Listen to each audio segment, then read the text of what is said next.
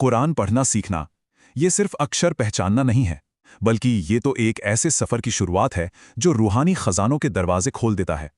आज हम इसी सफ़र के सबसे गहरे क्यों को समझेंगे, मतलब वो वजहें जो हमें इस पाक किताब से जुड़ने के लिए खींचती हैं। तो घर बैठे कुरान कैसे सीखें, ये सवाल बहुतों के मन में आता है। लेकिन इस सफ़र पे निकलने से भी पहले एक और बुनियादी सवाल है जिसका जवाब जानना शायद उससे भी ज़्यादा ज़रूरी है। हाँ, कैसे से पहले क्यों? आखिर कुरान पढ़ा ही क्यों जाए? इसे पढ़ने के पीछे वो कौन से रूहानी फायदे हैं, कौन सी खूबियां हैं? आज हमारी बातचीत का मरकज यही है। तो चलिए शुरू करते हैं एक सीधे से सवाल के साथ कि हम सब लोगों में सबसे बेहतर कौन है, मतलब रूहानी तौर पर सबसे ऊंचा मकाम किसे हासिल है। और देखिए इसका जवाब कितना खूबसूरत है।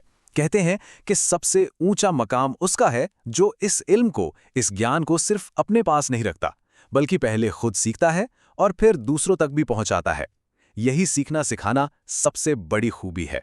चलिए अब एक बहुत ही प्यारी सी मिसाल देखते हैं।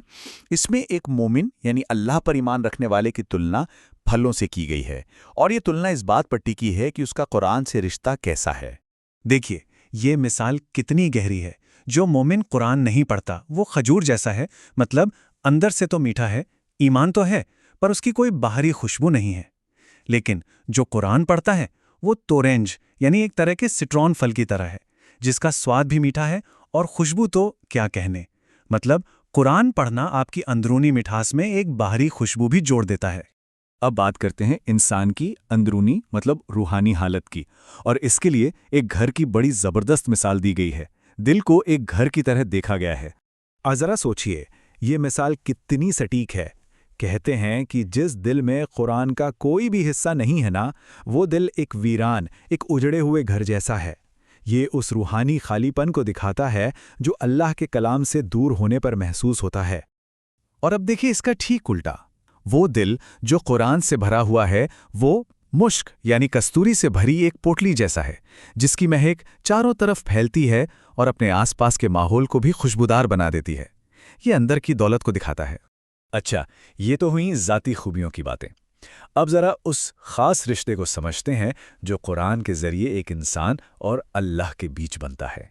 कहा जाता है कि कुछ लोग अल्लाह के ख़ास लोग होते हैं, और जब पूछा गया कि वो कौन है तो जवाब मिला कुरान वाले, यानी जो इसे सीखते हैं, समझते हैं और इस पर अमल करते हैं, वही अल्लाह के ख़ास लोग हैं। ये एक बहुत बड़ा सम्मान है।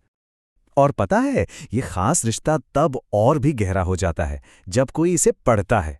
ऐसा कहा जाता है कि जब कोई अच्छी प्यारी आवाज़ में कुरान की तिलावत करता है तो अल्लाह उसे बहुत ध्यान से, बहुत तवज्जो से सुनते हैं। ये तो एक सीधा कनेक्शन है। तो अब आते हैं सबसे बड़े इनाम पर, एक ऐसा इनाम जो सिर्फ इस दुनिया के लिए नहीं है, बल्कि इसका ताल्लुक आखिरत से है, यानी मरने के बाद की जिंदगी से। ये नंबर देखिए, 10, बस एक अदद। लेकिन ये सिर्फ एक गिनती नहीं है, इसके पीछे एक बहुत बड़ा, एक बहुत गहरा वादा छिपा है। आखिर क्या राज है इस 10 के आंकड़े में?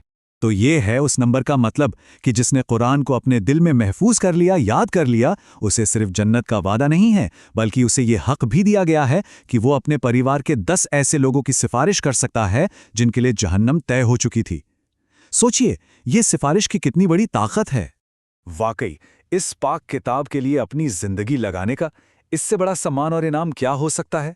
ये एक ऐसी बरकत है जो सिर्फ एक इंसान तक नहीं बल्कि उसके पूरे खानदान तक पहुंचती है। और आखिर में हम इस सवाल के साथ अपनी बात खत्म करते हैं। कहा जाता है कि अल्लाह इसी किताब की वजह से कुछ लोगों को इज्जत देते हैं और कुछ को जलील कर देते हैं। अब सोचने वाली बात यह है कि एक ही किताब में इतनी ताकत कैसे हो सकती है।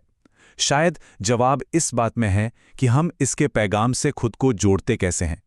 यह सवाल हमें कुरान की बदलने वाली ताकत पर सोचने पर मजबूर कर देता है।